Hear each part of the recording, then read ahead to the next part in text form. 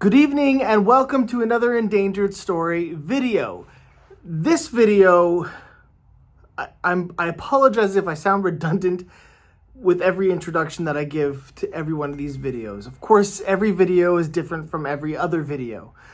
However, this video might be the most important video to the preservation of a particular time in history of Pointe-Claire.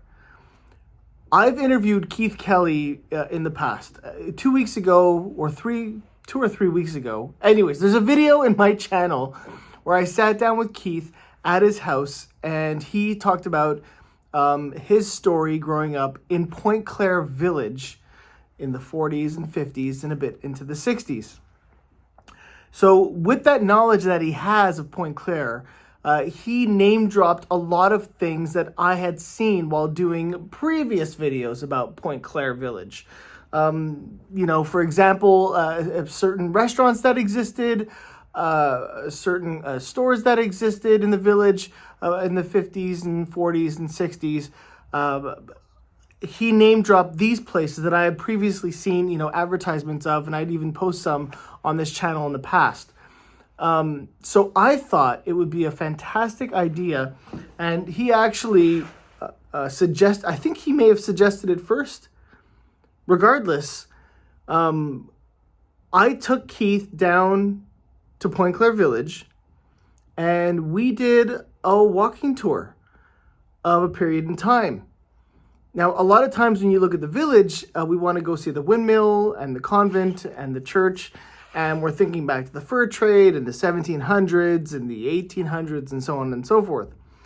However, what I believe gets a little bit underplayed is the era of the boomer and the era just preceding the boomers, that era of Pointe-Claire development, because it's that era that really propelled Pointe-Claire into what it is today. And it's also a window into what became most of the West Island.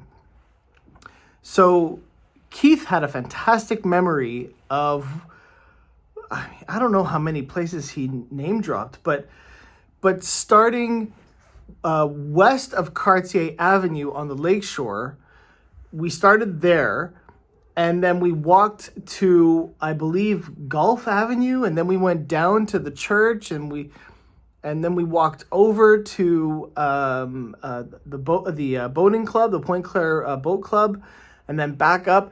Anyways, he remembered where nearly everything was, and almost every single building that is currently in Pointe-Claire village, on top of buildings that don't even exist anymore in Pointe-Claire village. And then in the edit, we tried to scramble with showing that building that he's talking about, and then showing an article or an advertisement that's associated with that. We tried to give some dates just because it doesn't go incredibly fast, but you may have to pause and think and maybe Google that building, and you've probably seen the building, but you're not sure. It reminds you of yes, you've seen it, but anyways, by the end of this edit, which this is one of my longer videos. I'm just going to warn you ahead of time. So get comfortable if you're watching this live. If you're not watching this live, then you might want to make this a 2 or 3-parter.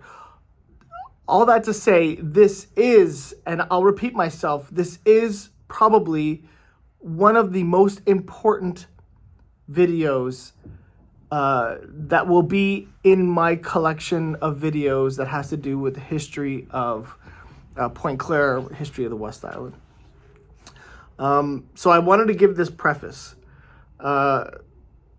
This is an evergreen video, which means that if you watch this in 2 or 3 or 4 years from now, or 10 years from now, this video will still be incredibly necessary, because it does timestamp the village in the 40s and 50s. And it is very important because those people who grew up in that Pointe-Claire village became the people who essentially built the town that we all enjoy today, if that makes sense. And if it doesn't make sense or you don't think I'm making this video relevant enough in my introduction, please leave a comment below. Now, one last thing before this video starts, and I know it's been a heck of a long intro, and I apologize. I'm not even going to edit any of this. I see that it's been 5 minutes and 6 seconds and 7 seconds and 8 seconds. If you enjoy the content of this video, I do this out of the kindness of my heart. I don't charge anybody anything to do this. But it does get a bit difficult to pump these out every week, and I do get help from people to film these and to edit them. So if you are enjoying the content and you want to help out this channel and you want to encourage me to keep pumping out new and fresh content every week, then there's a PayPal link in the description below. You have to click it, or you can just send me a message and send me an email if you want to make a donation and you're not sure how. Send me a message on Facebook, Endangered Stories, or comment below, or send me an email, jason@terranianproductions.com, and get in touch and help out any way you can. So thank you very much. And again, Keith Kelly and myself and one of his friends who stays off camera the whole time, taking a tour around Pointe-Claire village. Enjoy.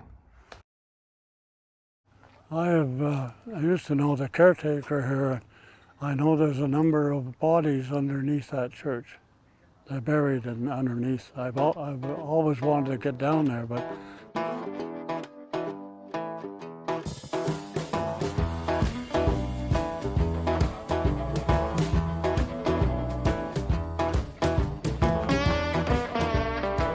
ready. Okay, so we're now at the corner of Victoria Avenue and Lakeshore, and this is we're in front of the original filtration plant in Pointe-Claire village. The new plant is over to our left down the street, and right across the street from here used to be the old Pointe-Claire Fire and Police and Fire Department location, right across the street here. Behind there used to be the Public Works of Pointe-Claire. Next up on the right is the old original post office, Canada Post. Around the corner here is the final resting point of the Pointe-Claire Volunteer Rescue Unit, now called the Pointe-Claire Rescue. That's just around the corner here. The Pointe-Claire Volunteer Rescue Unit, when we finally moved in here, there was one garage door on the end, and the rest was all closed in. We, as a volunteer group, we took down the cement wall between the areas, made a bigger garage. We opened up the bottom, and we eventually went in and dug out one of the water pits that were in the bottom, which they used to put the water in before it was filtrated or whatever, and pumped into the system. All the old sand and old pipes and everything, as a volunteer group, we took down to the end of the pier down on where now Bourgeois Park, and dumped it all in there. Bourgeois Park is, it was not Bourgeois Park, it was a swamp. It was still water. It just was all water, but mostly weeds and stuff like that. Off to the left is the new Pointe-Claire filtration plant. That's the water filtration plant, which was built and owned by Pointe-Claire till about a year or two ago, and it was taken over by the city of Montreal. And what's your memory of this location when you were a kid? This was strictly a park to the far end of this, which was called, I think, La Roque Park. I'm not sure of the name, I can't remember. And other than the park there, that's about it.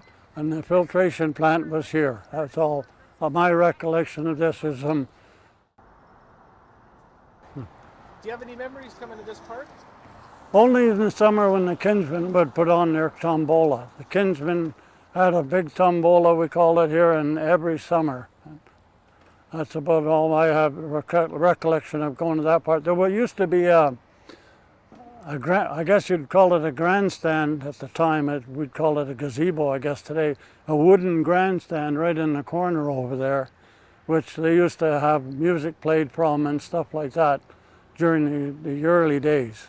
So if you were to close your eyes and try to picture the tombola, what kind of things would we see? Well, I can remember seeing magicians performing during the tombola, or some bands playing music. That's about all I can recall. Across the street is now a pumping station for the water and water system. But it used to be, as I said, the Pointe-Claire Police and Fire Department were there, and in the back end of it was all the public works of City of Pointe-Claire. There was nothing over here. So the building would have been this entire parking lot that I'm looking at. Well, the building wasn't, no, the building was probably from the fence of the post office over to about, I guess, about halfway over this parking lot. The rest was all just open space. Okay. Up here on the right, this building, the first part of it used to be the Miro restaurant.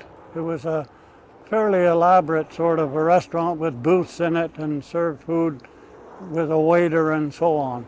Miro was the owner's name. I don't know what the name of the restaurant was, but it was Miro's. Next corner was where the original Pointe-Claire Curling Club was, and it was a big building, wooden building, all the way back to about where the new one is, and it used to have a porch on the front that came out onto the street right here at Lakeshore Road. And next to that was a house which was owned by people by the name of Chatang. I don't know where they are today or what happened to them, but that house was demolished at the time. I guess they built the gas station. And after that was a house which belonged to, I don't know if it belonged to it, but my dentist, Dr. Cardin, was in that building. And behind it was a place called Linson's Wood and Coal. And they used to deliver the coal to our house on Pointe-Claire Avenue in big bags that they brought off a truck. And that was all where our cars are parked today, is all where the wood and coal were.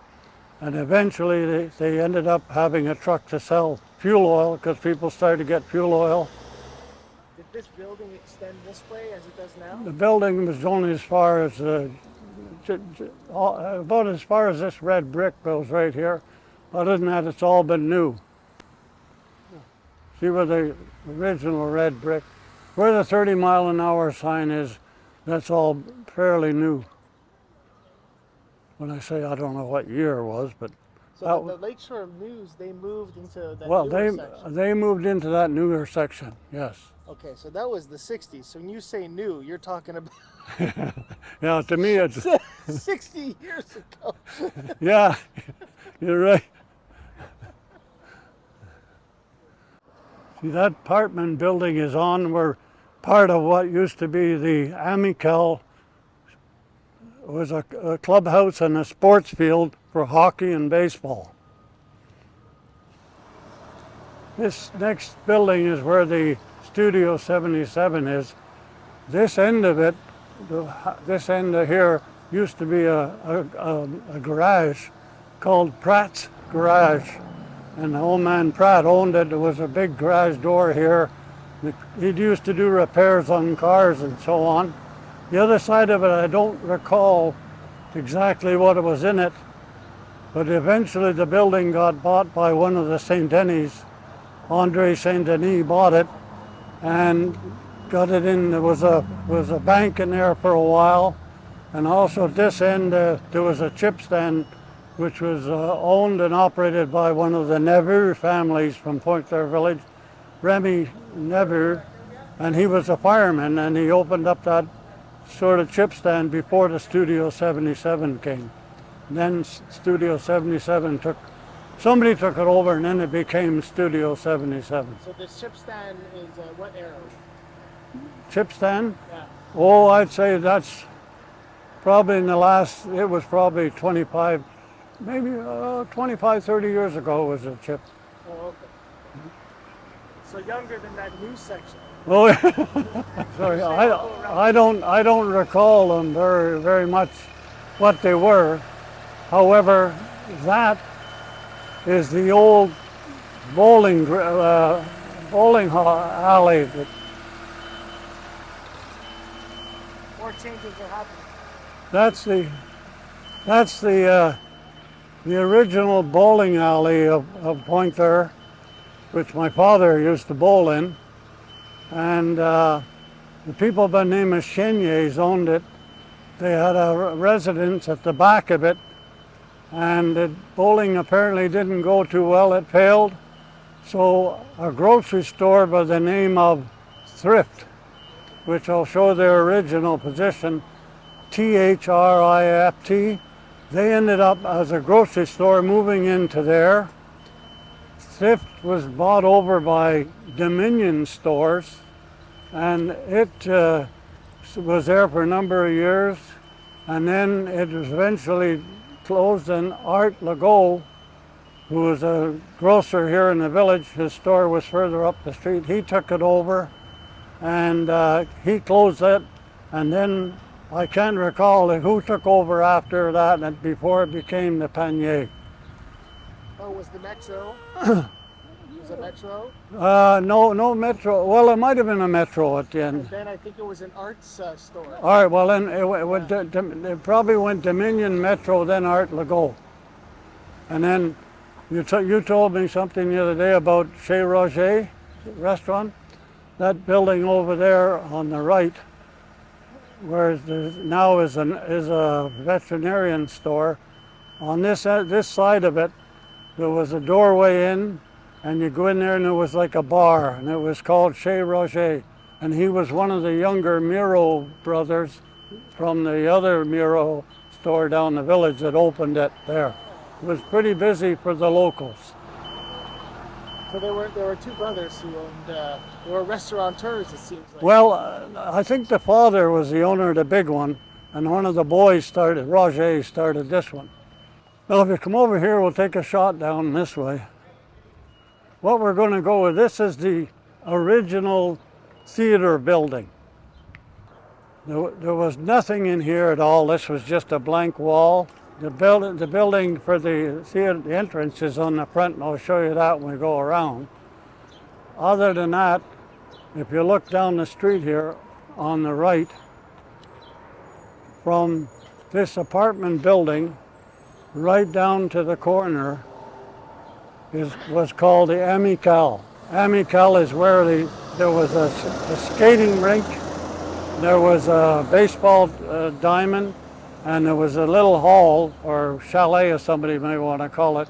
We used to use it mainly for our rink, skating rink, and for equipment for baseball and stuff like that. But that was right here in the corner. See, here is the front face of the old theater building, which was built by Mr. Arpin. Okay. And the entrance to the theater was right about here. You went in here, and there was a little place on the side you got your tickets. Okay, so this was the original Pointe-Claire Theater. The front door used to go in here, and on the right-hand side there was a place where you bought your tickets and one thing and another. You went upstairs to the second level. There was sort of a platform where you went, and then you took your seats and went, the seats sat down. Over here on the right-hand side is something that Jason was interested in. On this very corner here was a little office which was operated by the Lakeshore News. And the Lakeshore News, Mr. Freeman owned it, and he had a little office in that very corner over here where he could have his desk, his telephone, and a few little odds and sods, but most of the time when the papers came, it filled the place up. Us young kids would come down and pick up the papers from there and deliver them in the area. Now, since then, they moved across the street to Cartier Avenue, across the village to Cartier Avenue. I don't remember that. Now, was the theater open every night? Theater was open, that I recall, every night at the time, yeah. How big, Lakeshore News, how big of an area? Oh, no bigger than that square there. That's about it. Now this building was originally the home of Dr. Hamel. And of course it's since been totally modified. And I don't know the history of it, but they had many problems with bylaws in the city and one day another, and it's never been properly utilized in the last, I'd say 30 years at least. But it used to be the original home of Dr. Hamel and his son, the whole thing at the back. It was a big house, and from the time that he owned it and sold it, they made it into a funeral home. And there was a funeral home here where people were laid out and so on, and that was there until they modified it. But Christian Hamel, who was also the son of Dr. Hamel, was a doctor, took care of children, pediatrician in Pointe-Claire village.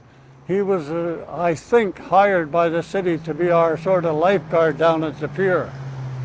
He died within the last year or two. Now, he was about 5 years older than me, roughly. Would he have been a contemporary of Bourgeot? Oh, I don't know about that, because in the village you had Dr. Ranger. I showed Ted's his house. He's the one that brought me into this world. He's down on the lakeshore over there. Then there's Dr. Hamel. Then there was Dr. Bourgeot. He lived on Gulf Avenue. And then across the street was Dr. Daou. So they were all four, but Christian was the son of Hamel. Now across the street is what used to be the Pointe-Claire Hotel. And if you're ever talking to any of the locals around here, they'll always refer to it as Chegnier's. That was the hotel. If you're a certain age, I think. Yeah, well, yeah. Chenier, to your knowledge, was Chenier the official name because it was the owner? Or No, that's the name that everybody gave it.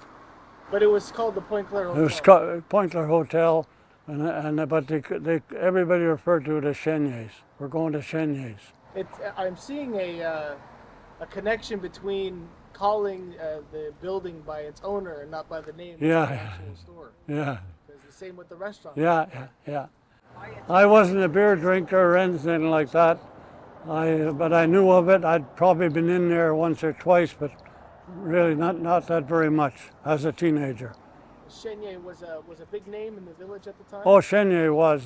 Chenier's had the bowling alley. Chenier's here. I can't remember something else. I can't recall right away. But they were active in the village. Now down this alleyway here. I forgot something back over there. But anyway, down this alleyway here, in between, there was a little shack at the very bottom, and it was the original location. It was not called Lakeshore Cleaners, but Lakeshore Cleaners is now in Valois.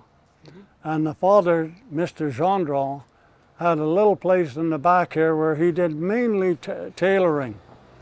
And that's where they originally started, down here in the back in this little place. And then they eventually moved into Valois, which has had a fire and has burned one time and one day another, and is now a new structure and everything. But that's where they went from there. They ended up with a small outlet here in Pointe-Claire village up the street a little bit further. But that's where the Lakeshore Cleaners started, right here in this corner. And the father, Gilles Gendron, not the father, the son, Gilles, ran it until about a number of years ago. And I think it's his daughter that runs it now. Whether she owns it or not, I'm not sure. But the street that Ted lives on up on top of St. John's near the Manoir, it's called Gendron. I'm sure they named it after them. Now, right next door here, where there's a parking lot, Yep. That was the original, to my recollection, the original thrift store, which was a grocery store called THRIFT. We referred to it earlier. It was there as a grocery store, and when the bowling alley fell apart, whatever, they ended up moving across over there. And I told you what happened then. It went Dominion and then probably Metro and then Art Legault. Well, when they moved out of here, a company named Rossi, which is still known around Montreal, it's a Rossi 5, 10, and 15-cent store. Rossi's moved in here. And Rossi's was, my mother worked there when the kids grew up. My mother was able to get a job and worked in here at Rossi's 5, 10 5 and 10 cent store. That was right here. I know the. Now across the street on the left, where this building is now, all the new structure up to the red building was a gas station. It was a Shell gas station. Finally, in the latter years that I recall, right up to the end, it was owned by the Lecomte family that lived on Pointe-Claire Avenue. Claude Lecomte owned it, and he closed it, and he ended up going to work for the city of Pointe-Claire in the Public Works Department. But that's all brand new stuff since, well, I don't know how many years now, but originally it was a Shell service station. Yeah, the whole footprint of where the newer building is, yeah. That was all the Shell service station. Oh wow, garage and everything. Garage and 2-bay garage and pumps and parking spaces and stuff. Would they have competed with, what was just beyond it, where the body shop is now? Well, that was Bissonnette's. Right. They would be in competition with them. Bissonnette's up there was a White Rose gas station. And that's where my neighbor, Mr. Dutrasac, worked. The main grocery store would be Art Legault's. Because it was closer. Yeah, well, I think it was a bit of it kosher, and also it was like a family, or, you know, like you were dealing with the locals, Yeah. you know. She didn't want to deal with corporate greed. Yeah, right. And of course, See, things don't change. as a kid, when I was a kid, I used to work in the shack behind, sorting out the bottles and so on, and helping out in the store. Yeah. So now we go further up.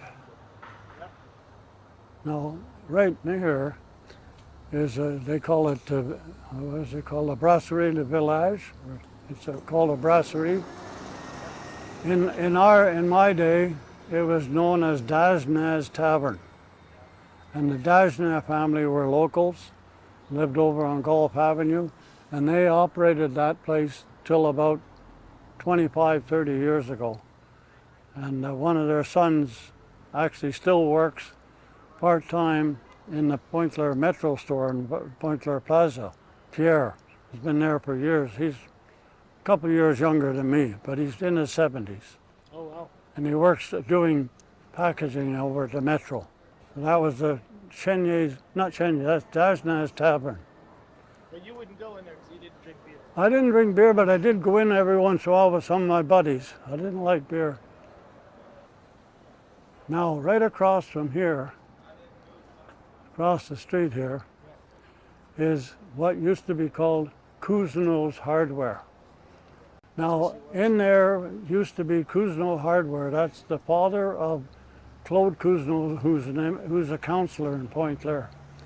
And his father had that place, and they lived upstairs. It's quite big up there, upstairs. It's quite big downstairs, too. They lived there, and they were in business here until Pascal came into Pointe-Claire shop, not Pointe-Claire shop, till Fairview. And then he went downhill. But anything we needed in hardware was at Cousineau's. And the old man knew where everything was. And he didn't let you go down the basement. But when he wanted something, he went down the basement and he'd come back up with what you were looking for. He knew where everything was. And I didn't realize until I talked to Claude about 5 years ago that he had 8 kids. Now, I only saw about 3 or 4 of them around here. Yep.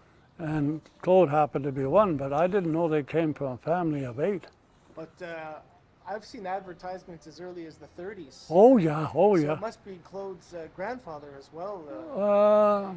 Well, no, Fernand would be, Or is that- Fernand is the father, and he probably died when he was in his 90s, I would say, and that's got to be 20 years ago or more. Yeah. And then next door to that, there used to be an SAQ. It wasn't called a Quebec liquor store next door. That used to be when I was a kid. Yeah, that building looks a little younger than. Yeah, the yeah, Cousineau. yeah. So this Cousineau, is this the only location you remember? That's the only location for Cousineau, yeah. Okay. Now in here, this used to be Mr. LaRue's barber shop. That's where we used to come and get our hair cut here. Mr. LaRue had a barber shop by himself, just by himself in here as a barber shop. And then after that, I don't recall, except for Lakeshore Cleaners put their little, had an outlet on this side at one point, but they closed it. Now over here, the next building on this corner here, where the cookies or whatever it is, that was another grocery store called the Demers. And Demers had a small shop, smaller than Legault's, but a lot of stuff.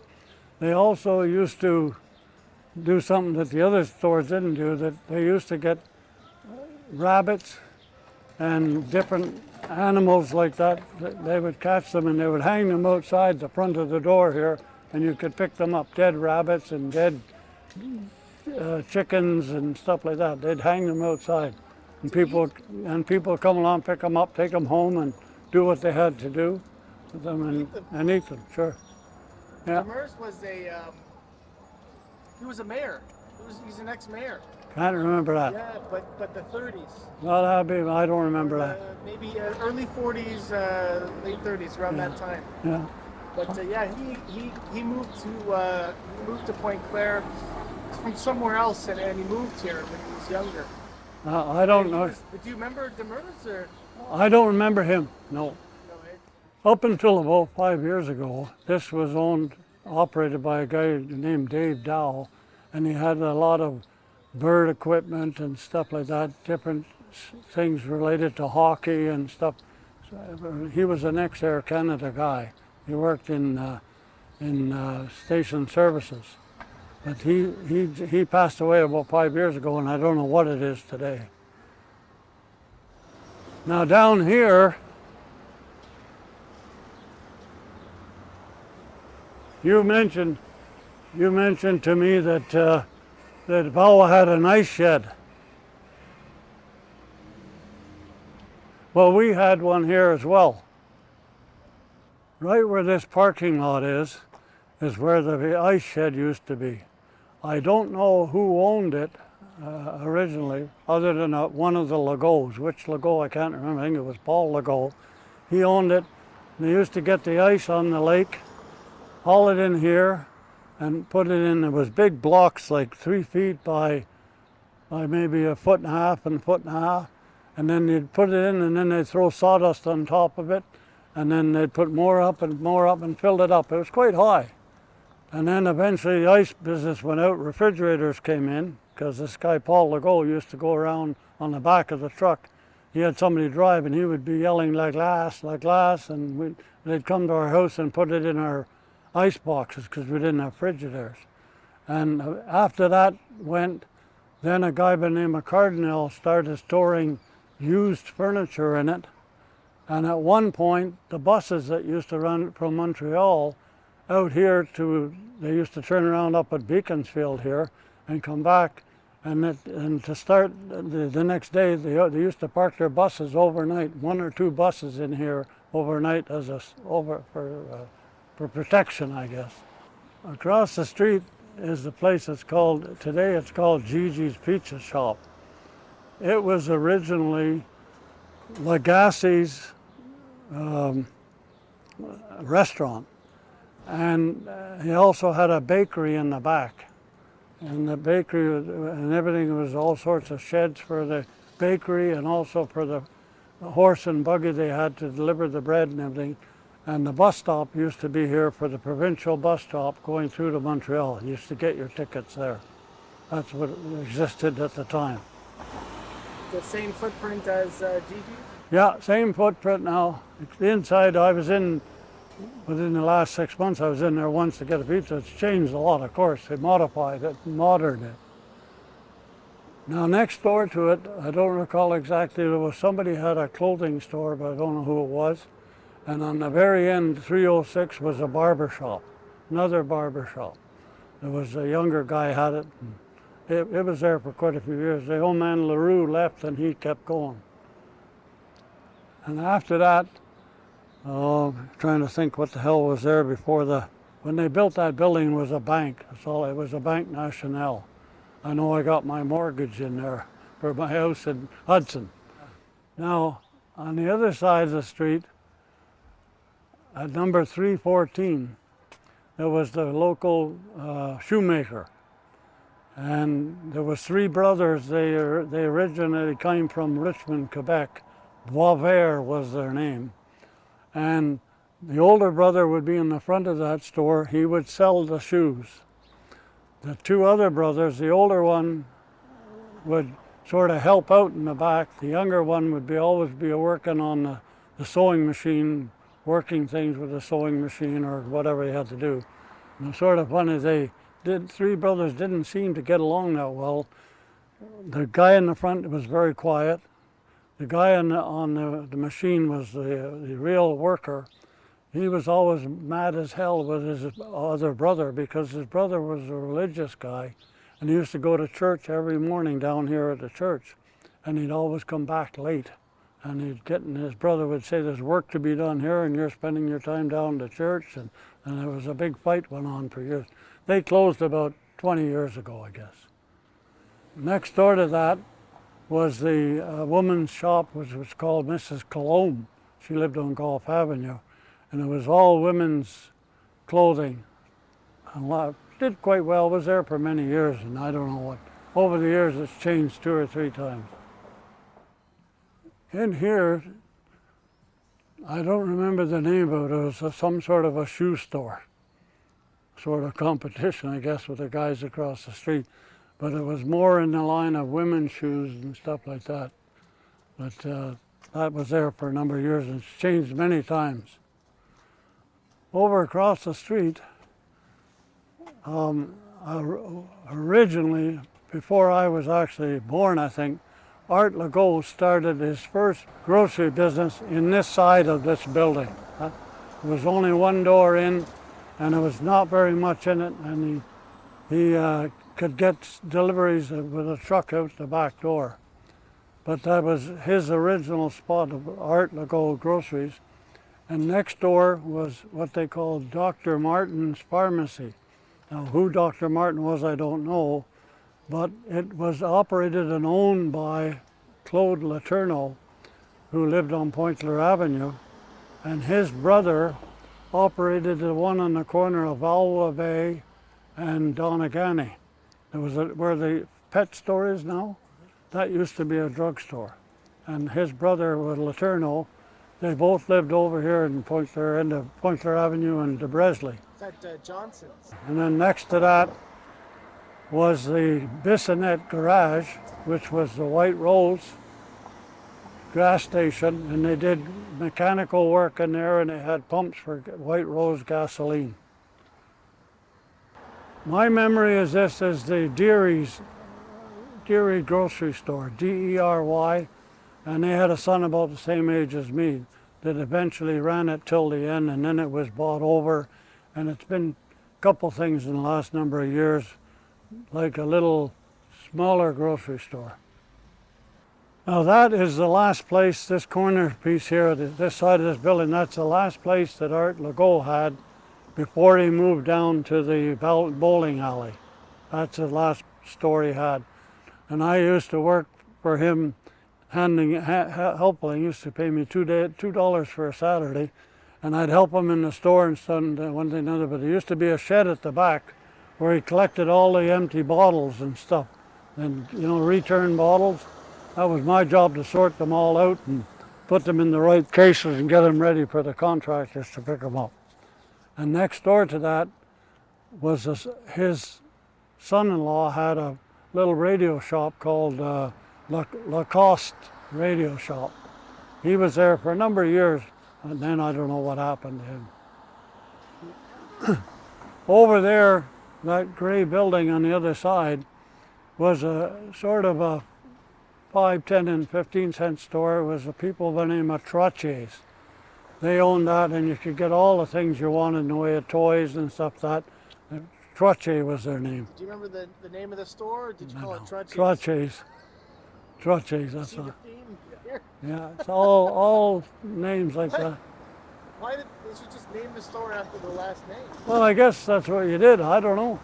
Is it because the guys who owned the store at that time were the guys who saw when you Oh yeah, they were the ones that you went in here was the Legault family.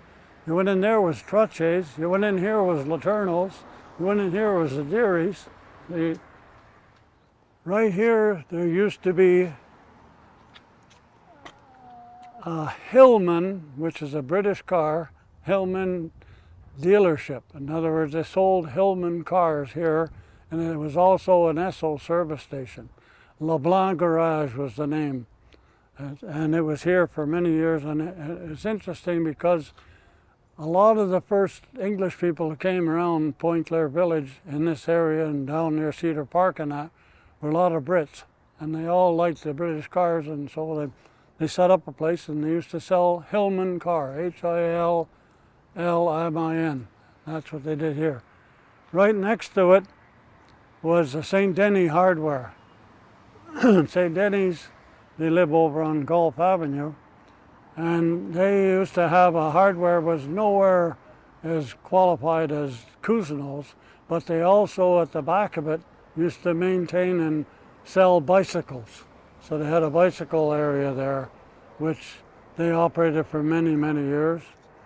And then further than that house was somebody, but I don't remember who owned it or who lived in it, I can't recall. That was a residential. It was a residential house, So yes. you just mentioned was in this parking lot. Yeah, parking lot was the Hillman dealer, and right next door was not a big store. It was just a small house that had been made into a store. There wasn't much to it. And then the next was the house. Of course, this has been expanded. Incredible. Did they? They had Esso, and eventually, when they closed it, LeBlanc closed the dealership. They had a small garage, and they turned it into BP. It was a BP. You know what the hell that was? In those days, it was a BP station. Yep. Yeah. Now, across the street here, if you look at the houses that are over there, the first house here on the end, it used to be a plumber. I don't remember what his name was. There was a plumber lived there. After that, it was a guy by the name of Houston. He and I went to school together. His parents lived there. Just before we crossed the street, if you look up the street, where that for sale sign is, that's an old Bell telephone building. I don't know what the hell. It's been there since I was a kid. Now I don't know what it is. Maybe it's a home now. I don't know. The next house with a silver roof is the St. Denis house. St. Denis had 10 kids. The hardware guy, he had 10 kids. And if you go, not the red one, the one right after it, is the Dajna family, the one that owned the tavern. Over here on the right, there was an entrance. Dr. Bourgeau's office was there. That's the one they named the park after here. And of course, family like ours, we had 6 kids. My dad didn't have a big job or anything else. When we had to go to the doctor, go there, he didn't want to charge my parents anything. Never charged for anything. Look at us, tell us what to do, go over to Laternos and get the medicine and so on. That was it. But that's where he lived. And Dr. Daoud, that lived in that place over there with his father, he ended up taking over the practice when Dr. Bourgeau died. Now, over here is what I referred to as the golf store. Now, I got well corrected last night after I got off the phone with you. I was talking to my son. He says, "Dad, you're talking about the Black Cat." I said, "What?" He says, "That's what we called it." Now, this used to be a little corner store that was, first of all, when I went there, Mr. St. Marie owned it. Then the Allard family owned it. Then the Brodeur family owned it. And you could get all the candies you wanted and everything in there. And you could get a snack. You couldn't get French fries, but you could get snacks of sandwiches and things like that. And that's where we used to hang out. There was a big window in front. My father used to say, "You guys are always holding up the window out front." But I told Jason I'm glad to see it's still there. See this telephone pole and the stop sign or the sign? People live up Gulf Avenue, which is the other side of the gates, the crosses. I went to school with the daughter, Mrs. Cross used to come down here to get stuff, and she had a little Morris Minor. And she used to come down here and go in there, and she always seemed to have a habit of talking a lot with the owners and that. One day, about 4 or 5 of us guys were hanging around out front. She parked beside the posts there. We picked up her car and moved it in between the 2 poles. And she came out and she didn't know what the hell to do. We were all hiding up behind by the Bell building. And she's going back in the store asking the guy how the hell her car got there. So we all came out and lifted her car out, but sort of funny. Yeah. And this house has really been modified, but it was owned by a Mr. Mitchell, and he was a local contractor in Pointe-Claire area, and he always had a Ford car, and it was always dirty as hell. And I remember one time the guys asked him why he didn't get it washed. He says, "You'll wear the paint off it." Now here, I don't recall who lived in this one, but this one here is a bit of a story. A fellow by the name of Henry Daou lived in here. And behind here there was a barn which he kept his horse in. And he had a horse, and his main purpose of the horse was, in the winter time, the city of Pointe-Claire would have a truck, like a dump truck with a plow on it. That was about it. And they would plow the street, but the sidewalks and that were in, and there was no way to clean the sidewalks and clear the snow off beside. He used to take out his horse with 2 other local guys in the village here with a horse, and they had a plow that they scooped behind, and they'd scoop up the side, drag it here, go right down here by that sign over there, down onto the lake, dump it on the lake, and then come back up and go back down again. And that's how they cleared the sidewalk and curbs in the olden days. City eventually got I remember a brand new Walter Walter snowplow, and they also bought a little Caterpillar tractor to do the sidewalks. Now, other than that, that's where of course it was never nice and grassy the way it is now, but that's where my brother and his partner used to drive golf balls off the top there out into the lake, and I would go and fetch them and bring them back in. And they used to get all their golf balls up at the golf course here. They'd go into the ponds, there at night and get them all there. And they'd drive them all out, and I'd go out as clear as a bell. I could pick them up, no problem, bring them back in. But I'd fill up my bathing suit and bring them back in. They'd drive them back out. And the water was clear as hell. How far out would you go, do you think? Oh, you go as far as maybe 150 yards or so, no problem. 150 yards? Yeah. What? That's quite a ways. You'd walk out there? Or you'd walk out most of the way. It stayed shallow. Yeah, it stayed shallow in this bay area. Yeah. This is where the original cemetery was for St. Jean Parish. This whole grassed-in area. And I don't know how many years it would be ago. Now it's got to be 30, 35 years or maybe more. They removed the bodies from here and took them all up onto St. John's Road, opposite the city hall and the fire station. It's about 44, 45. Well, it goes back. Yeah. I can remember when there were still tombstones here, but that's when I was young. I used to know the caretaker here. I know there's a number of bodies underneath that church. They're buried underneath. I've always wanted to get down there, but never got the chance. But that's a thing with the Catholic Church. Yeah. Maybe past clergy, I think, that yeah. they bury them in. They're buried underneath there.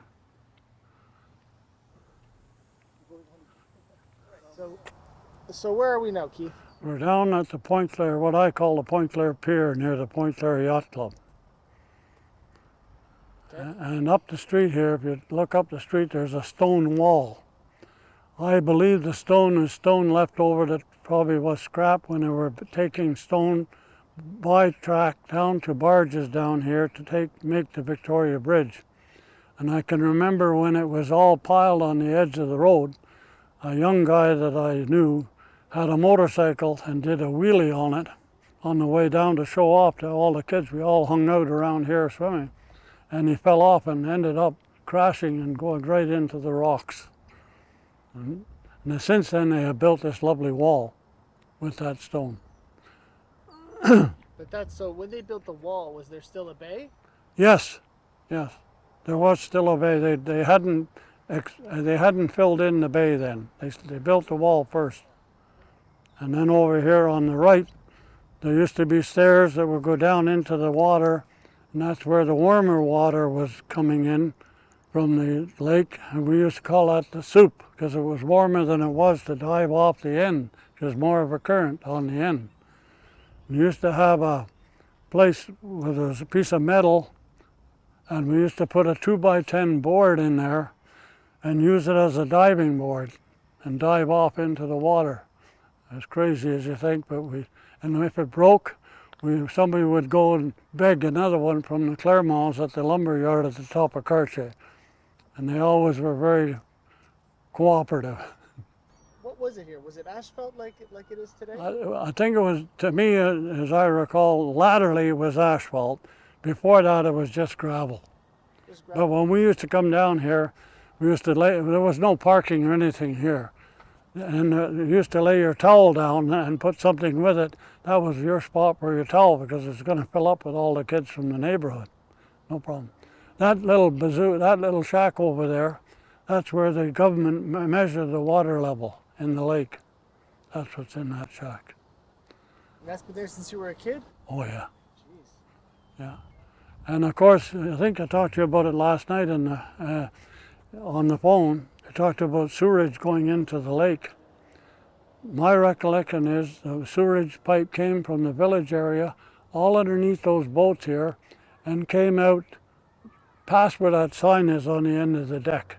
That's where the sewerage entered this lake at this particular point.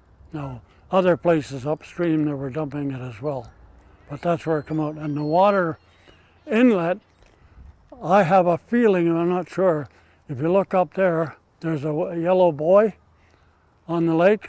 I think that's where the water inlet is and has been for years and years. And it goes through, it comes in and it gets a little bit of a pump in that station over there, then it goes over to the filtration plant. So the inlet is on the other side of the church? Or this No, side no. of the church? No, it's right out here. If you come right in line here, you see that telephone pole, then there's a yellow buoy. Oh, yeah. It's in that area. That's where the water inlet used to be. That buoy indicates where maybe I have a feeling that's what it's there for, but I'm not sure. Okay. It's a pretty hot spot for Oh, it's full of kids here. On a normal summer day, this place was full. Loads and loads of kids. And of course, that was the other thing. My buddy and I, with our speedboat, we could have an opportunity to pick up some girls. Would you go zooming by the front here? Pardon? You'd come across the front? Oh, The boat? well, we come across back and forth, but usually we'd stayed out further because we were generally water skiing. So, Yeah. now I could tell you another story. We picked up these two girls to go out here. We go out to the sandbar. We anchor. The girls light the siren on the boat. Lo and behold, what do? They started blowing the siren. The battery went dead. We couldn't start the boat. So we ended up getting a tow. Somebody came and helped us, towed us back in here. Went, took the battery.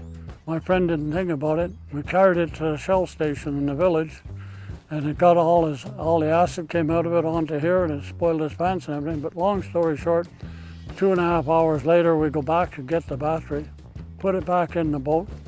And he says, he and I decide we're gonna take it for a run to charge up the battery, make sure it's charged. We took off out of here, we went down the lake, we came in around here, and there was a sailboat coming west, and it was having a hard time because there was no wind. So Gary says to me, I'm gonna go behind them, and I'm gonna give them wake, which will push them along. Well, he went in behind them, and as he made the turn to go in, there's a sunken lighthouse over there, and we hit it with and broke the prop right off the bottom of the boat. A big brass lighthouse. sunken lighthouse way over by this. It's we call it Stanfield Point, but it's down at the bottom of Claremont Avenue. And we hit it, and we had no paddles, no life jackets, no nothing. The water's coming in the boat. We had a pail just in case, little can. Bailed the boat, and the old man Stanfield lent us his little dinghy with a motor on it, and we had to tow it back up to Beaconsfield where he lived. And that was the end of that boat.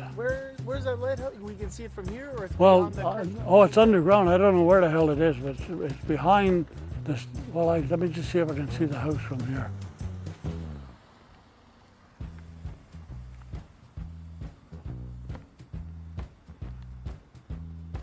No, I can't really say. It's down. It's before that point. It's in that little bay over there, part of Valwa Bay. No kidding. Yeah. Wow. What it was there for, I don't know. But the old man told us it was a sunken lighthouse, or a lighthouse that had been taken down. Right. Yeah, I used to fill up the gas tank on that boat. I don't know how many gallons it would take. $5 would fill it to the hilt. We're good to the whole afternoon to turn around the lake. Was, Public Works, yeah. all here. Yeah, over there. Yeah.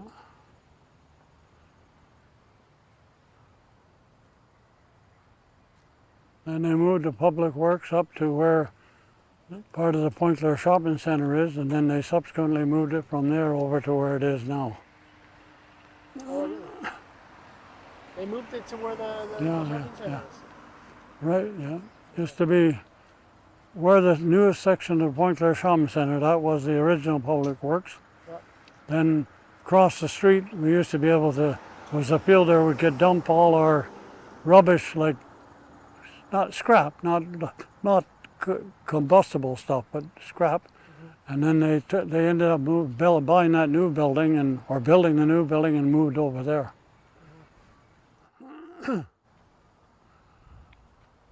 Okay. All right, that was great, Keith. Well, We made it back to where we started. yeah, we made it back to where we started. Great, you made it to the end of the video. I very much appreciate that. I wanted to remind everyone still watching that there is a PayPal link in the description below if you want to send a donation to support this channel and support my efforts to continue to create this content as much as I can. I can only do it really through your support. So PayPal link in the description. Any donation will be very much appreciated. Thank you, and we'll see you in the next one.